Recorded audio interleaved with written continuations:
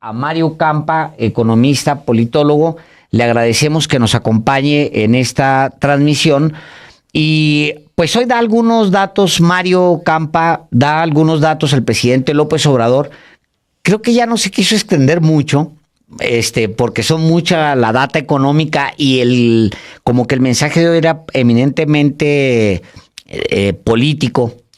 Y pues la obra estaba de por medio. Yo te preguntaría, Mario, de entrada, ¿qué es este México que estamos viviendo ahora cuando se cumplen 5 años de la presidencia de López Obrador? En términos económicos, ¿qué es este México?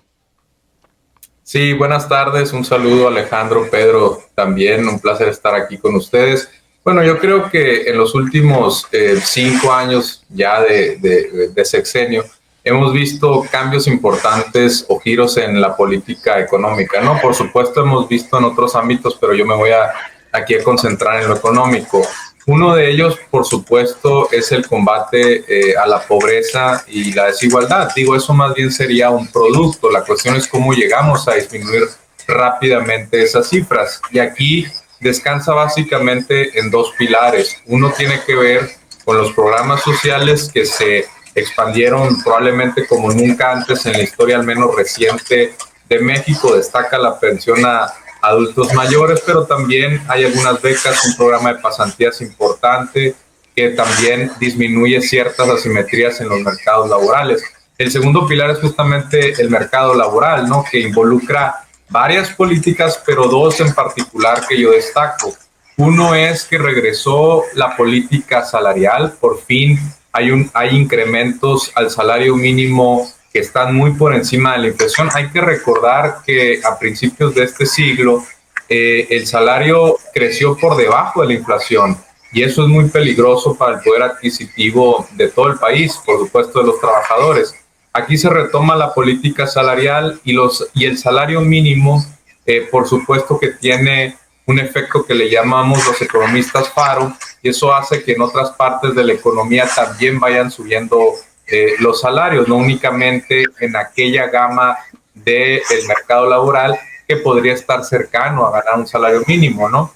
Entonces, esa política de retomar el incremento del salario mínimo, aunado también a la política o a la reforma, al outsourcing, a la subcontratación, que inmediatamente se tradujo en un reparto de PTU adicional de más de o cerca de 100,000 millones de pesos. Eso por supuesto que ayuda a paliar la pobreza y a reducir desigualdades, ¿no? Porque principalmente le toca al trabajo asalariado y eso, pues por supuesto, tiene un componente de pobreza importante además, ¿no? Entonces, eso sería un primer enfoque, lo que tiene que ver con lo social estrictamente hablando, lo que tiene que ver con la pobreza y desigualdad, pero además se retomó la política industrial. Hay que recordar que el dogma en el periodo neoliberal, y aquí el periodo neoliberal yo lo abro al resto del mundo, ¿no? Hay que recordar que el neoliberalismo empieza a finales de los 70, principios de los 80, y México en el 82, con las políticas del Fondo Monetario Internacional de ajuste. Aquí en México a veces se nos olvida también que el Fondo Monetario tuvo mucho que ver y por supuesto impacta sobre todo las políticas alimenticias. Antes México tenía un programa interesante en el campo y a partir de las imposiciones del Fondo Monetario se abandona, ¿no? Yo diría que en ese 82, 83 empieza muy fuerte el neoliberalismo en México, que después Salinas lo llevó a otro nivel con las privatizaciones, con el adelgazamiento de las empresas paraestatales. Y entonces en este gobierno hay un cambio de rumbo, las paraestatales se venían debilitando continuamente y ahora pues Pemex y CFE tienen un reimpulso. También se funda otra empresa que es Litio para México, se rescata Mexicana de Aviación. Entonces estamos viendo políticas sectoriales importantes, es el regreso del Estado, pero no es un Estado, digamos, que absorbe el 100% de la capacidad. Por ejemplo, en generación eléctrica es muy claro que se acepta la participación de privados. Con Mexicana hay otras 3 aerolíneas más grandes que van a seguir operando. con aeropuertos, pues la gran mayoría están concesionadas. Es simplemente decir, no hay una hegemonía, digamos, absoluta del sector privado, y el Estado puede o debe incluso entrar en ciertos sectores estratégicos para evitar, por ejemplo, poder concentrado, poder también en los precios, de determinar precios, y todo eso, y además incluso salvaguardando soberanía nacional en un punto muy importante de la historia, donde hay una pandemia, donde hay un conflicto geopolítico importante entre Estados Unidos y China, entre Rusia y Ucrania, y todo eso en su conjunto lleva a una mayor actividad del Estado. Entonces podríamos seguir con algunas otras cuestiones, pero esto es lo que yo veo como asuntos torales o ejes torales que constituyen el programa económico de este gobierno, ¿no? Mario Campa, se insiste mucho cuando se critican los programas sociales del presidente López Obrador y de la Cuarta Transformación, que el presidente está regalando el dinero de aquellos que piensan que sus aportaciones fiscales es dinero que les pertenece y que debería de ser redistribuido para ellos mismos. Pero aquí hay una cuestión muy importante que no se pondera lo suficiente. Una de las funciones esenciales del Estado es la redistribución de los beneficios y de la riqueza que todos generamos. Pero también quisiera que comentaras algo relacionado con los programas sociales y la viabilidad de los programas sociales cuando se ha abatido la condonación y la evasión de impuestos. ¿Qué impacto ha tenido eso en la economía del país? Sí, bueno, cuando hablamos de que se expanden los programas sociales, por supuesto, ello conlleva mayor gasto público, ¿no? Eso es innegable. Y la forma de financiar el gasto público se reduce básicamente a deuda, que típicamente la deuda no se usa para programas sociales o gasto corriente, sino para proyectos de inversión. Hay veces que sí se utiliza mal, ya lo vimos en anteriores sexenios. Es a través de la deuda, a través de incrementar impuestos o recaudar mejor, y el tercero sería a través de un adelgazamiento, digamos, del sector público, y en el caso, si quieres ampliar los programas sociales, pues sería una especie de transferencia del sector público directamente a los beneficiarios. Entonces, aquí se optó por una combinación de la segunda y la tercera opción. Si bien no se subieron las tasas fiscales, sí se hizo un esfuerzo por recaudar entre grandes contribuyentes, y no únicamente entre los grandes contribuyentes existentes, sino que a muchos se les dio de nuevo, o bueno, se les subió de estatus, digamos, a grandes contribuyentes, y en ese sentido están más expuestos a acciones de fiscalización como una auditoría, ¿no? Entonces, a partir de eso, y las cifras del SAT, la verdad es que son muy buenas, e invito a todos a revisar los informes anuales o trimestrales. A partir de digamos, esa recaudación entre los grandes empresarios, los grandes o los ricos, para acabar pronto, es que ese dinero, aunado a una política de adelgazamiento, también conocida como austeridad republicana, en ciertas áreas que no son programas sociales, eso es muy importante, que no es en pensiones, porque la austeridad europea iba por ahí, en reducir el gasto social, en reducir también las actividades del Estado, por ejemplo, con paraestatales y privatizar. Aquí en México hablamos de una austeridad republicana que vendría siendo un concepto que se refiere más bien a reducir privilegios o reducir gasto regresivo, es decir, en la cima del gobierno, para darlo principalmente a programas sociales y algunos proyectos de infraestructura. Entonces, la verdad es que esa recaudación entre grandes contribuyentes, aunado a ciertas acciones de austeridad, es lo que permitió liberar presupuesto. El endeudamiento, pues como lo dijo hoy en el informe el presidente López Obrador, en relación al PIB es prácticamente el mismo al que él recibió, es 1 o 2 puntitos porcentuales quizá lo que podría estar arriba, cuando con Peña Nieto y Calderón subieron 7 y 11 puntos porcentuales, ¿no? A veces también se nos olvida esa parte. Por supuesto que si hay más deuda, es mucho más fácil tirarlo a la economía y crecer más, pero también eso despierta algunas preguntas como ¿a dónde se fue el dinero? Puede ser también incluso generador de inflación, puede ser no sostenible si no se va a los proyectos de inversión correctos. Entonces yo creo que aquí el gobierno hizo una apuesta distinta, apostó por subir los salarios, por los programas sociales, y en ese sentido por unas finanzas públicas sanas por poco endeudamiento o nulo endeudamiento y pues estamos viendo, para no haber deuda, unos muy buenos resultados macroeconómicos, ¿no? Hoy compartías, Mario, en tu cuenta de Twitter, que es @Mario_Campa, compartías la gráfica de confianza empresarial y confianza del consumidor. Son indicadores muy valiosos porque te hablan también del estado de ánimo incluso del sector o de los dos sectores, del consumidor y del empresarial. Y hoy decía el presidente, él decía, quiero aclarar también que el que haya bajado la pobreza y la desigualdad no quiere decir que le fue mal a los de arriba. También empresarios, incluso banqueros, han obtenido ganancias razonables, lícitas. Y esto es importante también que se sepa. A la mayoría de las empresas y a todos los bancos les ha ido muy bien. Han obtenido en algunos casos utilidades históricas. Por eso confirmo que nosotros hemos proclamado lo siguiente: arriba los de abajo, que no significa necesariamente abajo los de arriba, sino abajo los privilegios. Y luego me gustaría mucho que la frase esta la cotejaras con el gráfico que está ahí, o sea, porque ahí hay una traducción muy puntual, Mario.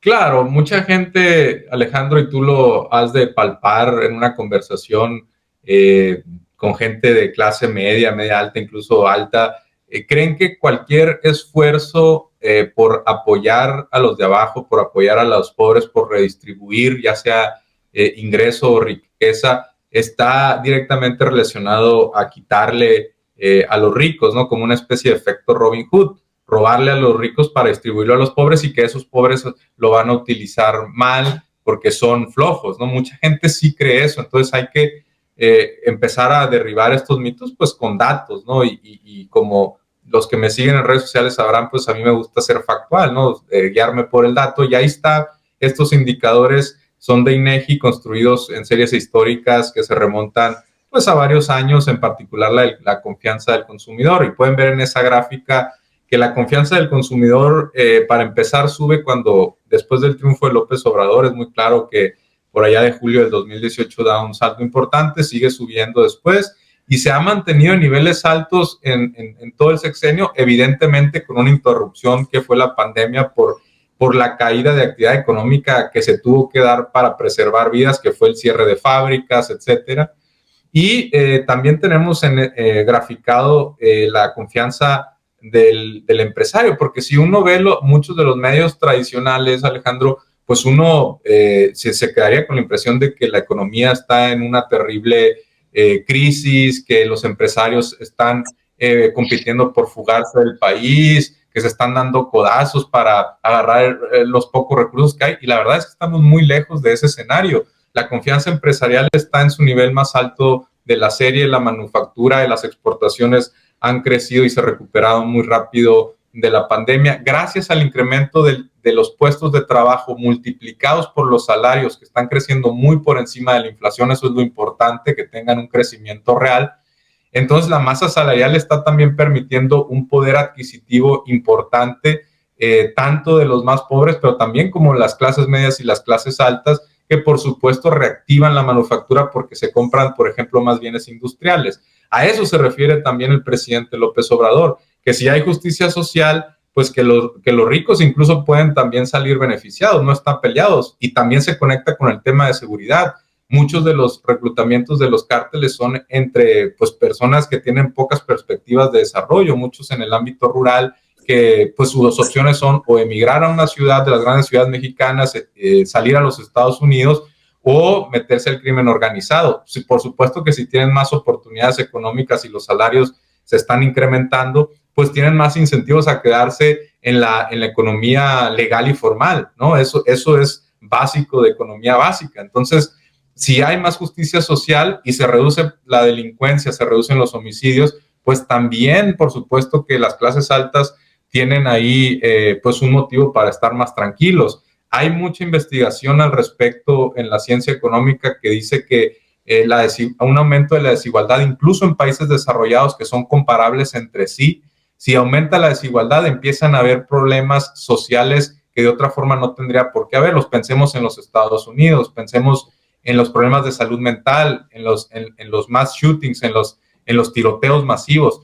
Todo eso no lo vemos, por ejemplo, en países escandinavos o algunos países europeos donde hay mayor igualdad. Hay mucho más ansiedades en los países más desiguales porque hay más niveles de desconfianza entre la población, por ejemplo, porque vivimos permanentemente acechados por competir y porque no queremos reducir nuestro estatus, entonces todo esto se empieza a dar en un ambiente de desigualdades. Y en este caso, lo que dice el presidente López Obrador es, si se reducen esas desigualdades, todos nos podemos beneficiar, ¿no? Y no va a haber necesidad de expropiar la riqueza, estén tranquilos para distribuírsela a los pobres, ¿no? Mario Campa, me gustaría que tradujeras para la audiencia estos conceptos que expuso hoy el presidente López Obrador. Todos sabemos que en las últimas décadas hubo un afán muy persistente para desmantelar la industria petrolera y convertirla en negocio privado de grandes empresas nacionales y transnacionales y sus socios o lacayos del país. Pero dice el presidente algo muy importante que me gustaría que lo interpretaras en razón de las críticas que se hacen de que Petróleos Mexicanos está prácticamente desmantelado. Mira, dice el presidente que cuando él tomó el poder, heredó refinerías que estaban en una media de producción del 38%, creo que incluso estaba más abajo, el 34%, las 6 refinerías que tenemos en el país. Dice el presidente que se ha invertido 70,000 millones de pesos para reparar y restaurar esas 6 refinerías y que ahora las refinerías están produciendo el 60%, que esto significaría que vamos a abatir como país la dependencia que tenemos en cuanto a la importación de gasolinas o de combustibles que se había convertido en una carga onerosa contra el país y que además era una subordinación que ponía permanentemente en riesgo la soberanía nacional. ¿Cómo se puede interpretar esto que dice el presidente hoy de que se ha invertido para reconstruir la industria petrolera frente a las críticas de aquellos que dicen que el gobierno es ineficiente y no está haciendo bien su tarea? Bueno, hay que recordar, y esto yo lo tengo muy presente, que a comienzos del siglo o en la década anterior se hablaba mucho de que las paraestatales eran eficientes, que tenían pérdidas, que el petróleo pues iba a terminar siendo obsoleto, que Pemex pues era un nido de corrupción. Todo esto hacía que se dieran pasos para ir abandonando distintos eslabones de la cadena. En particular la petroquímica en Pemex se abandonó casi completamente, ¿no? Y ahora se hace un esfuerzo por retomar, y también se tenía la creencia de que todo podía ser básicamente importado de Texas, incluyendo gas y sobre todo gasolinas, y entonces que no había necesidad de que tuviéramos industria nacional. Eso, por supuesto, tenía varias implicaciones. Uno, por supuesto, es desbalances en la balanza comercial, pero por otro lado, también cuestiones de soberanía nacional. Las potencias ni locas permiten tener esas dependencias del exterior, porque justo lo vimos en una pandemia, en una guerra. Pues por supuesto que los países cierran sus fronteras y limitan las exportaciones para asegurar primero el abasto interno. Y entonces México estaba dependiendo sobremanera de los Estados Unidos y eso no podía llevar a nada bueno. Entonces una cuestión tiene que ver también ahí con la geopolítica. Ahora, en temas de las paraestatales, mucho tiene que ver en el caso de Pemex y su endeudamiento, y hay que recordarlo, y esto yo lo enfatizo cada vez que puedo, en que a Pemex le llegábamos a cobrar tasas del 85%. O sea, imagínate una empresa, piensa en la que quieras, que le cobras una tasa del 85%, pues por supuesto que va a tener dificultades operativas y va a tener problemas para subsistir. Hay que recordar que Fox en lo particular tuvo una bonanza petrolera donde se superaron los 3 millones o 3 millones y medio de barriles diarios, y mucho de eso, pues evidentemente el gobierno lo utilizaba para financiar el gasto general, es decir, la licuadora de todo el gasto del gobierno federal, y no se regresaba a Pemex, no se reinvertía. Entonces a Pemex le decían, ¿sabes qué? Tú tienes buenas condiciones para endeudarte,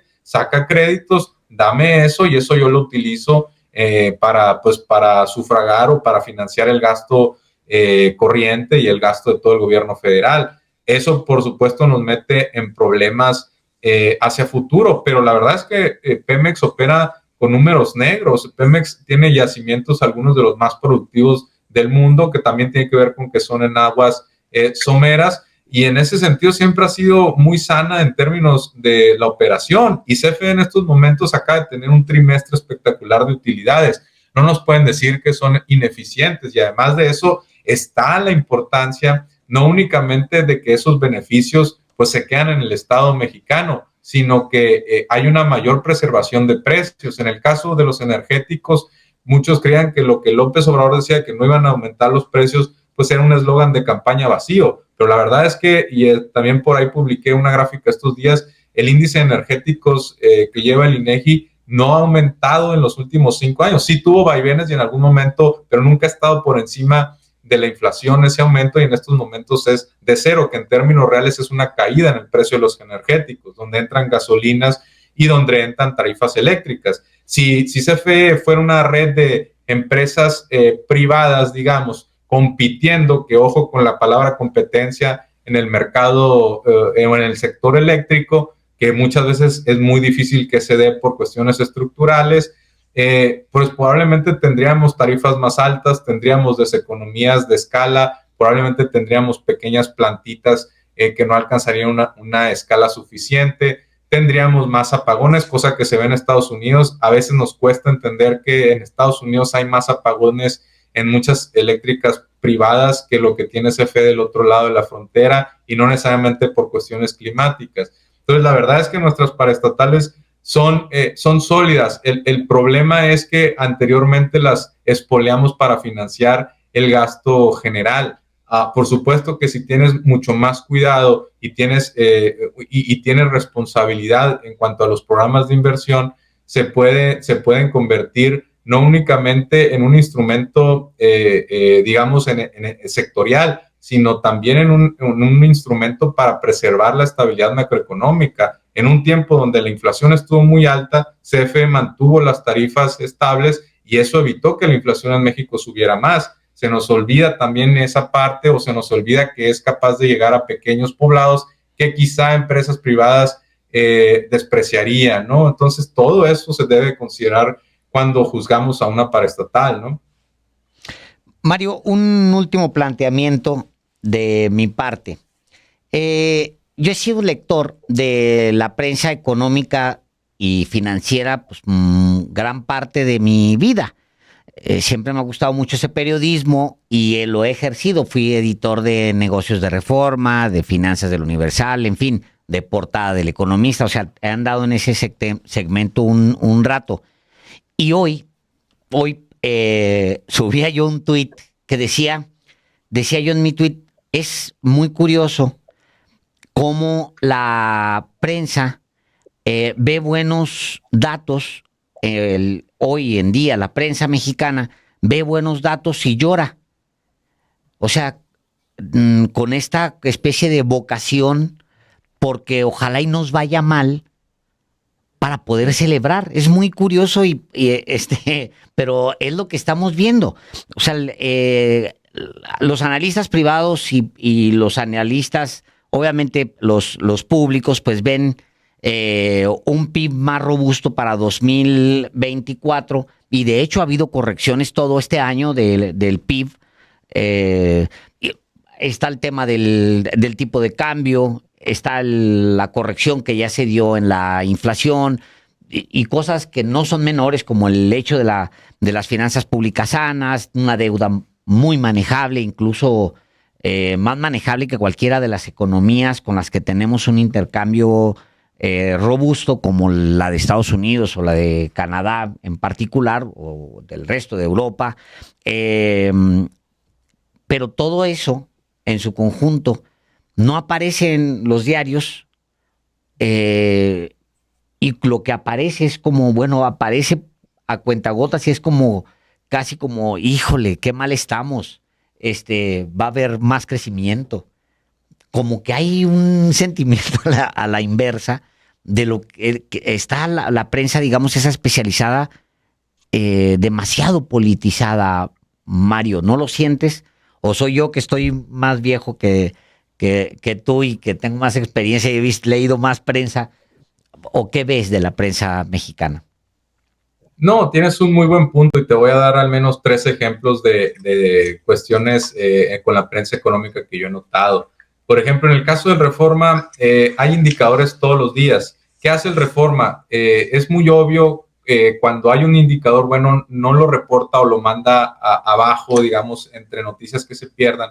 Y cuando es un titular negativo, lo destaca casi en su primera o en la portada. Estoy hablando de la edición, digamos, digital, porque la impresa no la tengo, nunca no la compro, pero es muy común, fíjense, cuando, por ejemplo, no sé, caen las exportaciones en un mes, lo destaca con bombo y platillo. Después las exportaciones se recuperan y eso el Reforma no lo menciona. Es un ejemplo, pero así, quien sigue estas noticias es muy obvio lo que hace. Eso es una. Después, el Financiero, yo creo que dejó de ser un medio que tiene que ver con negocios y finanzas y se dedicó ya más de plano a lo político, ¿no? O sea, sus columnistas estelares ya casi ni escriben, salvo Quintana, y Quintana también se mete mucho a lo político, ya casi no tocan nada relacionado a la macroeconomía, ¿no? Ya se la pasan hablando, y muchos pues de chismes, ¿no? O chismes también empresariales. La verdad es que el Financiero como fuente de periodismo de negocios, yo creo que ya deja mucho que desear. Y luego está el Economista, que hace un esfuerzo por destacar los indicadores de una forma un poquito más equilibrada, donde podría haber ciertos sesgos con sus columnistas, pero en cuanto a las noticias, quizá es de los periódicos que hacen un esfuerzo por reportar todos los indicadores y tratar de guardar ciertos equilibrios, ¿no? Entonces, ese es un panorama que yo veo en la prensa de negocios. Está también Expansión y otros, ¿no? Que los clásicos que tú ya has de conocer de sobra. Pero sí hay definitivamente ahí una cobertura que deja mucho que desear, y esto, incluso cuando lo vemos en la prensa extranjera, las fuentes que buscan es básicamente alguien que ya saben que está en contra del gobierno de López Obrador y no necesitan ellos ni siquiera que decirles que declaren X o Y cosa. Buscan a las fuentes que seguramente van a reportar algo negativo, agarran 2 o 3 así y construyen una historia que ya tenían de antemano, ¿no? Es evidente. El Financial Times, por ejemplo, David Dunjo, creo que se llama, el corresponsal en México, esta semana sacó una nota de la inversión extranjera directa donde dice que a pesar de las oportunidades de relocalización, México no las ha aprovechado como otros países. Y es muy tramposa la nota porque México ha estado por debajo de Brasil por tamaño de la economía en inversión extranjera directa hace muchos años, no es algo reciente. México también las oportunidades de relocalización no las va a tomar de un año para otro. Un proyecto de inversión toma años y podríamos hablar de va a tener, no sé, una inversión de Tesla de 10,000 millones de dólares y de unas regasificadoras de más de 10,000 millones de dólares y pues ni siquiera se mencionan en la nota. También que mucha de la inversión extranjera directa suele ser reinversión y que por lo mismo hay muchas inercias que imperan.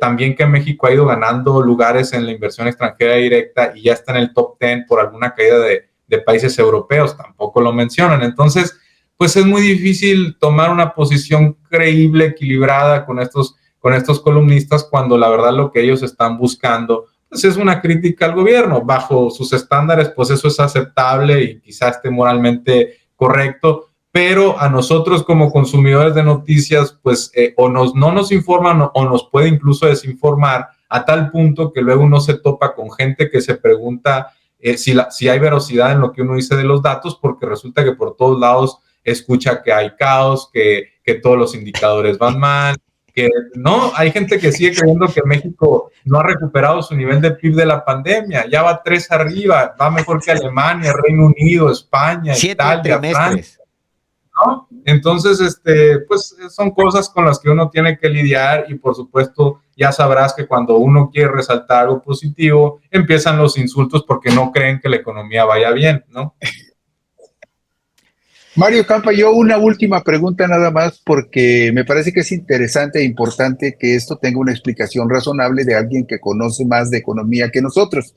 El presidente hablaba hoy de la disminución de la pobreza, algo que en los periódicos que tú mencionas decían, no dijeron así de ocho que disminuyó la pobreza, sino que dijeron que había aumentado la carencia en los servicios de salud. Pero al punto que voy es al siguiente. ¿Cuáles son los factores que explican que en Chiapas, en Tabasco, en Hidalgo, en Veracruz, en Guerrero, en Oaxaca, en el sur sureste de la República, se hayan dado los índices más altos en la disminución de la pobreza?